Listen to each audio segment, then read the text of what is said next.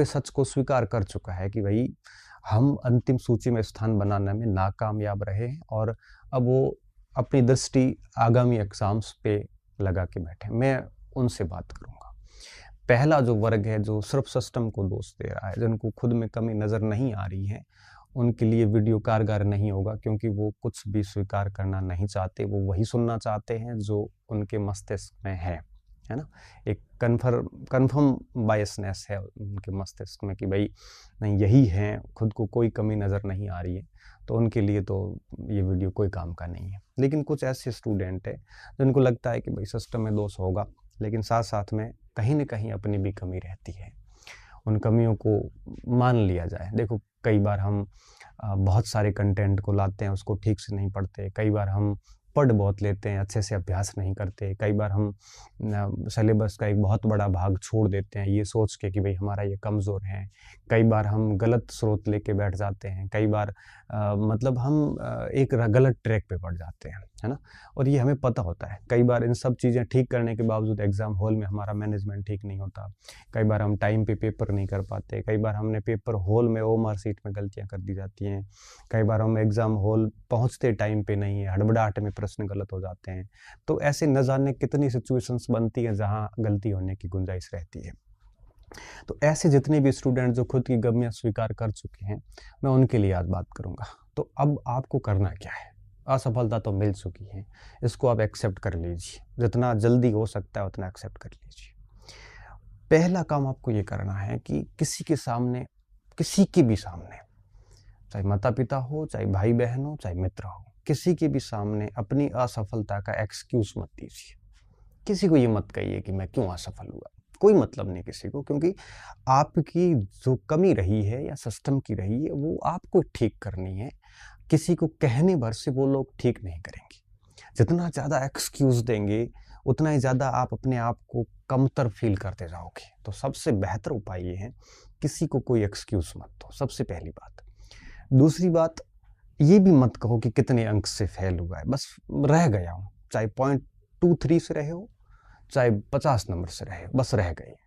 इस बात को एक्सेप्ट कर लीजिए और मेरा मानना है कि किसी को कुछ मत कहिए। आप थोड़े से दिन खामोश रहिए, किसी से बात मत कीजिए, क्योंकि अब आप एक ऐसी संवेदनशील स्थिति में हैं, जब आप किसी को कुछ भी कहोगे तो लोग मज़े लेने वाले हैं ना, उनको कोई फ़र्क नहीं पड़ता आपके इमोशंस से।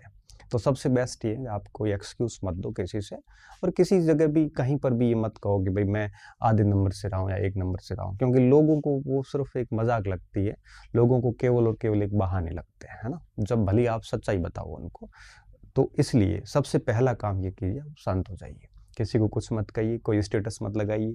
अब कई बार बच्चे ऐसे रोने-धोने के स्टेटस लगाते हैं। यूट्यूब पे वगैरह पे हर जगह कमेंट डालते हैं कि मैं फेल हो गया हूँ, मैं ये हो गया हूँ। कोई फ़र्क नहीं पड़ता किसी को, आपके इस तरह से करने से आप खुद उदास होंगे। पहली बात तो ये कर लीजिए कि आप अपनी अभिव्यक्त कहीं करिए ही मत। आपको अभिव्यक्ति करना है तो भावी परीक्षा के किसी रिज़ल्ट से अभिव्यक्त करना। आपके ऊपर क्या गुज़री किसी को मत बताओ। मुझे ठीक से याद है कि 2011 या 12 का साल था। मैं उस समय कई परीक्षाओं में एक साथ फेल हुआ था। सेकंड ग्रेड में कुछ पॉइंट से रह गया था, और बहुत सारे ऐसे एग्ज़ाम थे। रेलवे में फ़ेल हुआ था, मैंने एएसएम का एग्ज़ाम भी दिया था, उसमें फ़ेल हुआ था। एसएससी सीजीएल में मेंस में फ़ेल हुआ था, इंग्लिश में डिस्क्वालीफ़ाई किया गया, और आईएएस मेंस में भी इंग्लिश में एक बार डिस्क्वालीफ़ाई किया गया। उस साल बहुत सारी असफलता एक साथ मिली थी। मैंने किसी को कुछ नहीं कहा कि भाई मैं असफल हुआ हूँ, क्योंकि मुझे पता है ये मुझे ठीक करना है। किसी से कोई बात नहीं करी, बस किसी ने पूछा, ज़्यादा कुरेदने की कोशिश की तो ये कह दिया कि भाई नहीं हुआ अपना, आगे ठीक करेंगे, कोशिश करेंगे, नहीं तो ठीक है। बस आप भी यही करिए, किसी से कुछ मत कहिए, पहला काम। दूसरा काम आपको ये करना है कि अब शांति से बैठ के और डिसीजन ले लीजिए कि अब आगे किसकी प्रिपरेशन करनी है। आप जिसमें भी पात्र हो रहे हैं, जैसे मान लो कि आपका अध्यापक में नहीं हुआ, L2 में नहीं हुआ, सेकंड ग्रेड में नहीं हुआ, आपके पास बीएड है, एमए है, तो आप फर्स्ट ग्रेड की तैयारी शुरू कर दीजिए। ये कहीं नहीं लिखा है कि अध्यापक में नहीं हुआ उसका वरिष्ठ अध्यापक में नहीं होगा या व्याख्याता में नहीं होगा। मेरी नज़र में ऐसे अनेक उदाहरण हैं जो अध्यापक और वरिष्ठ अध्यापक में नहीं हुए, प्रोफेसर बन गए, व्याख्याता बन गए। कोई फ़र्क नहीं पड़ता, हर एग्ज़ाम की डिमांड अलग होती है, हर एग्ज़ाम की डिमांड अलग होती है। क्या पता आप अध्यापक की परीक्षा के लिए बेटर नहीं कर पाए, आप व्याख्याता में ठीक कर पाओगे। तो आप कभी अपने आप को ये तो ना सोचें कि मेरा अध्यापक में नहीं हुआ, इतनी सीट में नहीं हुआ, तो वरिष्ठ अध्यापक या फिर व्याख्याता या अपग्रेड में कैसे होगा? ये बिल्कुल भी एक भ्रामक धारणा है। क्योंकि मेरे अनेक साथी, मैं नाम सहित उदाहरण देके बता सकता हूँ, जिनका अध्यापक या वरिष्ठ में नहीं हुआ, लेकिन वो प्रोफ़ेसर बन गए, फर्स्ट ग्रेड बन गए और बहुत अच्छी-अच्छी जगह पे चले गए। तो आप ये ना सोचें कि मेरा अध्यापक में, क्योंकि अध्यापक का इतना बड़ा सिलेबस है, उसमें कई भाग आपके कमज़ोर होंगे। जैसे मैं अगर हकीकत बता रहा हूँ, मैं खुद अध्यापक का एग्ज़ाम देता तो शायद पास नहीं हो पाता, क्योंकि मुझे गणित है वो इतनी अच्छी नहीं आती। पहले ठीक थी, लेकिन अब नहीं आती। इतना अच्छा मेरा मनोविज्ञान नहीं है, भाषा इतनी ठीक नहीं है। शायद राजस्थान जीके भी मेरा इतना अच्छा नहीं है कि मैं आपके बराबर कर पाऊँ। लेकिन वरिष्ठ अध्यापक में कर लिया, क्योंकि वो मेरे दायरे में था। फर्स्ट ग्रेड और कॉलेज लेक्चर में इसलिए आराम से कर लिया कि वो मेरे दायरे में था। तो आप ऐसा तो बिल्कुल ना सोचें। दूसरा काम ये करें, ठीक है?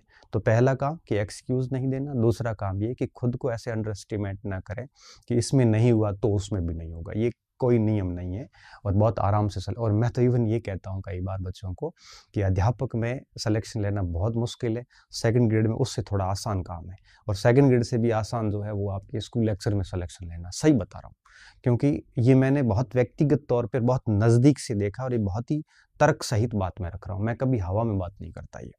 तो आप जैसे-जैसे ऊपर के ग्रेड पे जाओगे, सिलेक्शन थोड़ा-थोड़ा आसान होता जाता है, मुश्किल ज़्यादा नहीं होता। हालाँकि पढ़ना तो सभी में ही पड़ता है।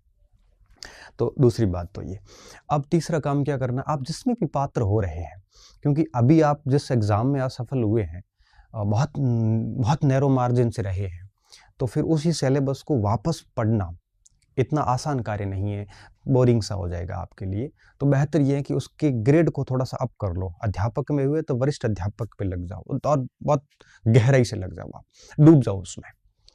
और अगर आप वरिष्ठ अध्यापक में रहे हैं और फर्स्ट ग्रेड के लिए पात्र हैं तो उसकी तैयारी कर लीजिए। देखो ऐसा है कि जीता जग भी नहीं है, हारे हम भी नहीं हैं। ठीक है, एक सफलता नहीं मिली, असफलता मिली, कोई बात नहीं। एक अध्यापक को फर्स्ट ग्रेड बनने में 18 साल लगेंगे और क्या पता आप ठीक से तैयारी करो 18 महीने में फर्स्ट ग्रेड बन जाओगे। तो आपका साथी जो 18 साल बाद आपके बराबर आएगा और तब तक आप है वो प्रिंसिपल बन जाओगे। कोई फ़र्क नहीं पड़ता, किसी को आज सफलता मिली है, किसी को कल मिलेगी। कोई फ़र्क नहीं पड़ता कि कब सफलता मिली है, सफलता मिलनी चाहिए। भले वो 2 साल लेट मिलो, चाहे 2 साल पहले मिलो, वो सब एक समान है।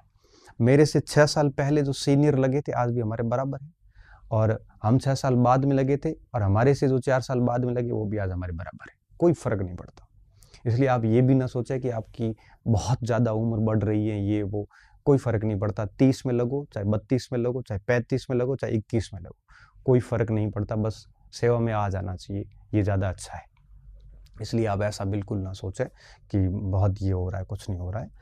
चीज़ें हैं जो असफलता मिली है तो कोई बात नहीं, आगे उसको और ठीक करने का प्रयास करो और मैं कहता हूँ कि ग्रेड अप करके थोड़ी तैयारी कर लो। हाल-फिलहाल सारी भर्तियों के एग्ज़ाम्स में टाइम है, 1 डेढ़ साल मिल जाएगा आपको बहुत अच्छी तरीके से और कोई भी परीक्षा 1 डेढ़ साल में आराम से एक प्रकार से यूँ कहिए कि तैयारी हो जाती है, ठीक है? तो जितना जल्दी होता है उतना आप है वो अब नई परीक्षा को टारगेट कीजिए, उसका सिलेबस लाइए और मैं तो ये कहता हूँ कि आपको तो डे फर्स्ट से जैसे ही अध्यापक मुख्य परीक्षा हो गई थी या वरिष्ठ अध्यापक हो गई थी, उसी दिन से ग्रेड अप करने के लिए लग जाना चाहिए था। नहीं लगे, समय खराब किया, कोई बात नहीं। अब आप है वो समय खराब ना करें और सिलेबस लाइए बढ़िया तरीके से। सिलेबस प्रिंट करवा दीजिए कि भाई फर्स्ट ग्रेड की करनी है या सेकंड ग्रेड की करनी है। अगर इन दोनों में एलिजिबल नहीं, एसटीसी की है तो L1 की वापस करें, उसमें ही लग जाइए। आपका जो भी अभी अध्यापक का ग्रेड है, इससे बढ़िया के ग्रेड की जो भी वैकेंसी आपके सामने है, जिसमें भी आप पात्र हो, मैं कहता हूँ उसकी तैयारी शुरू कर दीजिए। और सिलेबस देख लीजिए, सिलेबस में जो भी आपके पास कंटेंट है, टिक कर लीजिए। जो कंटेंट आप ये भी चेक कर लीजिए किस कंटेंट ने, किस पुस्तक ने या किसी कोर्स ने या नोट्स ने अच्छा प्रदर्शन नहीं किया पिछली परीक्षा में, उसको हटाइए। उसकी जगह थोड़ा नया कंटेंट लगा दीजिए और अपनी पुस्तक सूची, नोट्स, कोचिंग सेंटर जो भी आप पसंद करते हो, उनकी सारी लिस्ट तैयार कर लीजिए, क्या करना है, क्या नहीं करना है। और साथ में ये भी देख लीजिए कि भाई पिछली बार कोई गलती रही है, आपके दिमाग में है कि ये मैंने गलती करी थी, उसको भी आप है वो थोड़ा-सा ठीक रखिए। और उसके बाद मैं कहता हूँ कि आप उस पुस्तकों में या जो भी टीचर्स के साथ पढ़ते हैं तो उसमें या किसी भी स्रोत से पढ़ते हैं तो उसमें डूब जाइए। एक-एक बिंदु को गहराई से तैयार कीजिए, एक-एक बिंदु को गहनता से पढ़िए, खूब टाइम है अभी आपके पास में और अपने आप को इतना मज़बूत बनाइए कि कहीं पर भी आयोग या बोर्ड की परीक्षा आपको भेद ना सके। बड़े बिल्कुल गंभीर धैर्यवान होते हुए पढ़ें क्योंकि एक असफलता केवल कड़वाहट ही नहीं देती, एक असफलता केवल निराशा ही नहीं देती, एक असफलता इन सारे के सारे नकारात्मक बिंदुओं के साथ-साथ में कुछ पॉजिटिव चीज़ें भी लाती है। आपको अपने अपनों से पहचान करवा देती है। आपका जो परिचय है वो आप खुद से करवा देती है। आप वास्तव में क्या है वो आपको पता चलना शुरू हो जाता है। आपके साथ में कौन है, आपके विरुद्ध में कौन है, वो पता चल जाता है। आपके शत्रु कौन है, ये समझ में आ जाता है। शत्रु कौन है आपके? आपके गलत संगति वाले शत्रु हैं, आपके आस-पास नेगेटिव लोग वो शत्रु हैं उस समय के। ये सोशल मीडिया में जो फँसे रहते हैं, ये शत्रु है आपके। विभिन्न सारा एक ही भाग के लिए 10-10 किताबें लाना, ये शत्रु हैं आपके। ये सारी चीज़ें आपको पता चल जाती है। तो एक असफलता बहुत कुछ सिखाती है, बस सीखने वाला चाहिए होता है। तो मन में मस्तिष्क में ठान लीजिए कि जो असफलता मिली है वापस ऐसी असफलता ना मिले और इन सच्चाई को स्वीकार करते हुए आप जो है वो समय पे लग जाइए। चिंता करते रहोगे तो समय खराब होगा और समय जितना खराब होगा उतना ही क्रोध आएगा, फ्रस्ट्रेशन होगा, उतनी ही ज़्यादा आपको निम्नतम फ़ील होगा, इन्फीरियॉरिटी रहेगी, उतना ही ज़्यादा कॉन्फिडेंस लूज़ होगा और बहुत ही एक गहरे अवसाद में जा सकते हो। तो बेहतर ये है कि इन सारी चीज़ों को हटा के और शांति से अपने अपग्रेड के लिए सिलेबस लाइए, पुस्तकों की सूची तय करिए, किसी से पूछ लीजिए कि कौन-सी पुस्तकें किस भाग के लिए देखनी चाहिए और किसी गुरुजी से सानिध्य में या फिर पुस्तकों के सानिध्य में लेके और विश्वास के साथ में पढ़ना शुरू कर दीजिए और एक-एक बिंदु के शॉर्ट नोट्स बनाइए, बढ़िया तरीके से उसका रिवीजन कीजिए और जितना पॉसिबल होता है उसके बाद में उसका ठीक से अभ्यास कीजिए ताकि प्रश्नों की प्रकृति समझ में आ सकें, किस टॉपिक से कैसे प्रश्न बनते हैं ये बात समझ में आ सकें और खुद से डिस्कस करिए, बिना देखे उसका मनन करने की कोशिश कीजिए और इस तरह से कंटिन्यू आप आगे बढ़िए और फिर देखना आप धीरे-धीरे एक इतनी अच्छी जगह पे जाओगे जितना आपने अपने आप को इन किताबों के माध्यम से इस स्टडी मटेरियल के माध्यम से जितना आपने अपने आप को काबिल बनाया है, आप डेफ़िनेटली उस जगह चले जाओगे। तो एक आधी असफलता, 2 असफलताएँ, 3 असफलताएँ, ये तय नहीं करती कि आप कितने काबिल हैं। ये काबिलियत जो है वो बेसिकली उस दिन तय होती है, जिस दिन आप अंतिम पदार्पण करते हैं कि भई अब बस हो गया, अब मैं नहीं करूँगा। उस दिन तय हो जाता है कि आप इसके योग्य हैं कि नहीं है। 1-2 परीक्षाओं में फ़ेल होने से कोई फ़र्क नहीं पड़ता। ऐसा कोई व्यक्ति इस यूट्यूब की दुनिया में आप जिनको भी सुनते हैं, देखते हैं, नहीं है जो फ़ेल नहीं हुआ हो। अब कोई बता देता है, कोई नहीं बताता, वो अलग बिंदु है। बाकी सारे फ़ेल हो रखे हैं और ढंग से फ़ेल हो रखे हैं। 4-4, 5-5, 6-6 परीक्षाओं में फ़ेल हो चुके हैं। बस बात ये है कि एक ठीक असफलता मिल जाती है ना, ठीक सफलता, बाकी सारी असफलताओं को दबा देती है। 32 वर्ष की उम्र में भी कोई अगर लेक्चरर बन गया, स्कूल लेक्चरर, तो उसकी 20 साल से लेकर 32 साल तक की 20 एक असफलताओं को, 15-20 असफलताओं को वो एक सफलता दबा देती है। तो हमें लगता है कि ये बड़ा सफल व्यक्ति है, जबकि उसके पीछे का बैकग्राउंड किसने देखा? व्यक्ति फ्रंट देखते हैं, पीछे का भाग किसने देखा? वो उस कितना असफल हुआ ये किसी को नहीं पता। इसलिए कह रहा हूँ, कोई ऐसा नहीं है सृष्टि में जो असफल नहीं हुआ हो। आप हुए हैं तो ठीक है। अच्छा, कोई पहली बार में सफल हुआ है और कोई तीसरी बार में सफल हुआ है। ध्यान रखना जो तीसरी बार में सफल हुआ ना वो इतना मैच्योर होगा, वो इतना गंभीर धैर्यवान व्यक्ति होगा जो पहली बार वाले में नहीं होगा क्योंकि उसने असफलता देखी नहीं। जिसने असफलता देखी है वही आपके मन की बात कर सकता है। इसलिए आप निश्चिंत रहिए, आप असफलता मिली है तो डेफ़िनेटली इसके कई सारे कारक हैं, उन पे गौर कीजिए और भविष्य निर्माण के लिए वापस रेडी हो जाइए। अन्यथा मैं मानता हूँ कि इस समय चेंज हो जाता है, आर्थिक स्रोत चेंज हो जाते हैं, कइयों के लिए अब इकोनॉमिक्स रूप से पैसे अरेंज करना भी मुश्किल हो जाता है। मैं कहता हूँ कि पैसे नहीं है तो 8 घंटे मेहनत करके पढ़ लो। मेहनत करने से कोई मरता नहीं। अभी कल मेरे पास एक बच्चा आया, बोला सर 2 दिन आरसीसी का काम करने जाता हूँ, 5 दिन पढ़ता हूँ। अब सोचिए जो 2 दिन आरसीसी का काम कर, आरसीसी का काम बहुत मुश्किल काम होता है। हज़ारों बच्चे आते हैं ऐसे मेरे पास आते हैं। एक बच्चा कह रहा था सर मैं रात को 1-2 बजे के आस-पास जाता हूँ मंडी में, सब्जी की गाड़ी खाली करता हूँ, 300 रुपए मिलते हैं और उसके बाद दिन में पढ़ता हूँ। ऐसे अनेक उदाहरण आप अपने आस-पास तलाश सकते हो। तो कम से कम ये करके भी पढ़ लीजिए, है ना? तो पढ़ने से चलो नौकरी नहीं भी मिली ना, लेकिन आप इतना सीख जाओगे कि एक अच्छा व्यक्तित्व के रूप में आप जाने जाओगे। क्योंकि नौकरी लगना भरी सफलता नहीं है। आपका एक पद के अनुरूप एक व्यक्तित्व का विकास होना भी बहुत ज़रूरी होता है। तो उन सारी चीज़ों को सोचते हुए आप एक्सक्यूज़ किसी को मत दीजिए। खामोशी के साथ वापस एक पॉजिटिव एटीट्यूड लेके मस्तिष्क में ये रखते हुए कि डेफ़िनेटली हम काम कर जाएँगे। अब मेरे पास जितने भी अध्यापक आ रहे हैं मिठाई खिलाने के लिए, उन सबसे मैं पूछता हूँ कौन-सा अटेम्प्ट है? 99% बच्चा यही बोल रहा है कि सर सेकंड अटेम्प्ट है। और मैं कह रखा है कि जो सेकंड अटेम्प्ट होता है ना, वो बड़ा घातक होता है। घायल शेर की जो दहाड़ होती है और जो प्रहार होता है, उसकी कल्पना कोई नहीं कर सकता कि वो कितनी तेज़ तर्रार और घातक तरीके से होती है। तो आप भी वो घायल शेर बनिए और मैं कहता हूँ कि परीक्षा तक अपनी पूरी ताकत के साथ मेहनत कर लीजिए, ईमानदारी के साथ में। 8-10 बार सिलेबस निपटाइए, खूब सारे हज़ारों प्रश्नों का अभ्यास कीजिए, फिर देखना कि किस तरह से रिज़ल्ट निकलता है और फिर वही लोग जो आज आपके ऊपर कटाक्ष कर रहे हैं या जिनकी उम्मीदों की बोझ के तले आप दबे हुए हो, उन सभी की एक्सपेक्टेशंस को भी पूरा करेंगे आप और डेफ़िनेटली सबको जवाब देंगे। बाकी कौन क्या कहता है हमारे को फ़र्क नहीं पड़ना चाहिए। समाज से हम प्रभावित नहीं होने चाहिए, परिवार से हम प्रभावित नहीं होना चाहिए। हमें सिर्फ़ और सिर्फ़ हमसे खुद से प्रभावित होना है। बाकी दुनिया का काम ही कहना है, नौकरी लगने के बाद में भी वो कह देंगे। कहने वाले तो कहते रहेंगे और बाकी चीज़ें चलती रहेगी।